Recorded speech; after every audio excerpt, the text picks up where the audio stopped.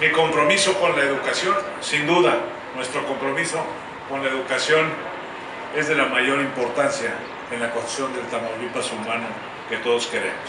Hoy, con la entrega de mejores herramientas, con la entrega de uniformes y, por supuesto, con el arranque de la construcción de los centros regionales de desarrollo educativo en diversas ciudades de nuestro extraordinario estado, demostramos en los hechos esta alianza que tenemos maestros, padres de familia, gobierno, con nuestros niños, con nuestros jóvenes, con nuestros estudiantes, para cada vez formar mejores tamaulipecos.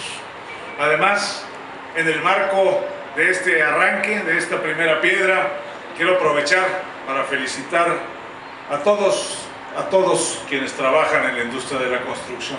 Como ustedes saben, hoy es 3 de mayo.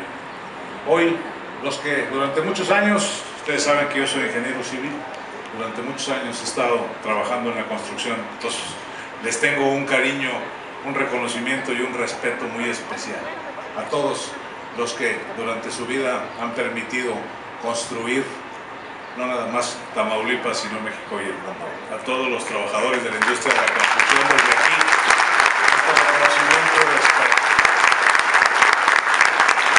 Y bueno, siempre para mí es un privilegio poder estar aquí en Reynosa y tener la oportunidad de saludarlos a todos ustedes. Sigamos así, seguimos trabajando juntos, sigamos de la mano haciendo cada quien lo que sabemos hacer y sigamos construyendo el Reynosa y el Tamaulipas que todos queremos. Muchas gracias, muchas felicidades.